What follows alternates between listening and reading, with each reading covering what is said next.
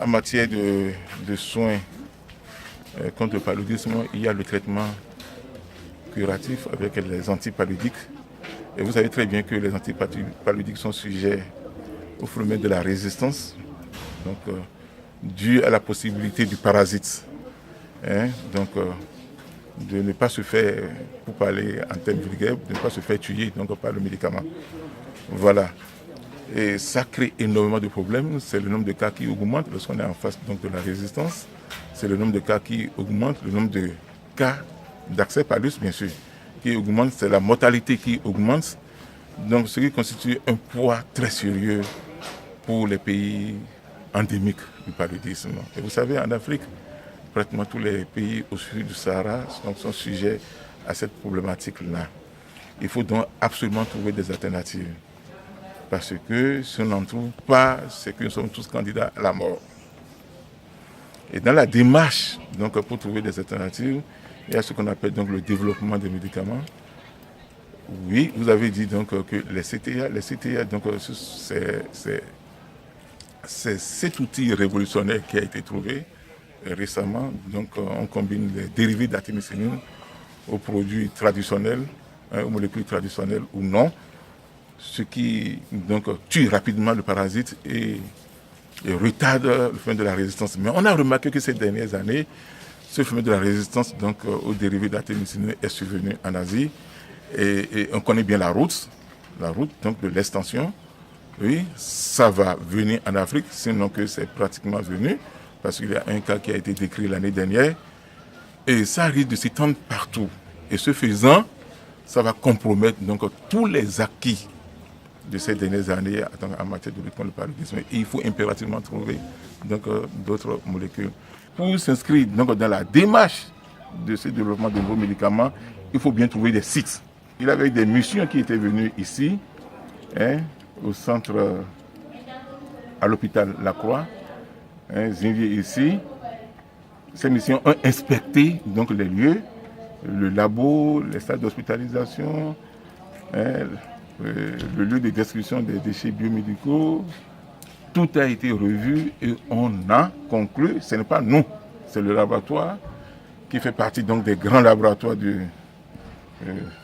médicaments, qui a conclu que le site il est adéquat, il est bon, il répond aux normes de qualité donc, pour le développement de son médicament.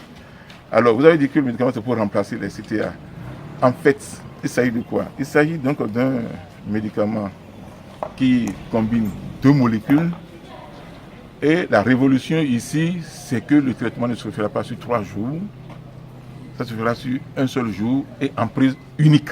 Nous avons entrepris donc cette étude depuis quelques mois, le 1er août pour être précis, et nous y sommes encore. Nous sommes à la phase 2 donc, de cette étude, de cet essai clinique, et nous espérons, si on peut aller à la phase 3, ce qui voudrait dire que les résultats de la phase 2 sont bons. S'ils sont bons, je n'ai pas dit qu'ils sont bons, je dis s'ils sont bons, on va passer à la phase 3, et si on passe à la phase 3, donc, ce médicament sera donc, autorisé pour être utilisé donc, dans le domaine public. Il s'agit de 2 médicaments qui n'avaient pas été utilisés. Le premier appartient au groupe des peroxynes, d'accord, qui est une nouvelle classe d'antipaludiques. Et le second est similaire à un autre produit qu'on avait utilisé par le passé. Je peux parler de la chloroquine. Donc il est similaire à ce produit-là. Mais il n'avait pas été utilisé. Et on s'est rendu compte, lors d'une étude à laquelle j'ai participé, nous sommes dans ce domaine-là, ça fait plus de 10 ans, lors d'une étude à laquelle j'avais participé, on s'est rendu compte que le produit il était efficace, mais n'avait jamais été utilisé. À un moment donné, on a arrêté son développement parce qu'il était combiné à un dérivé d'artémisinine. Et il marchait très bien. Nous avons évolué vers la 3e cohorte lorsque le phénomène de résistance aux dérivés d'artémisinine est apparu. Donc le sponsor à l'époque a réfléchi et a trouvé que s'il continuait le développement et qu'il allait jusqu'au bout, son produit va sortir. Mais lorsque on va le mettre sur le marché, le phénomène de la résistance qui est apparu avec les dérivés d'acétylméthionine risque de compromettre donc l'avenir de cette molécule-là. Donc il a dû arrêter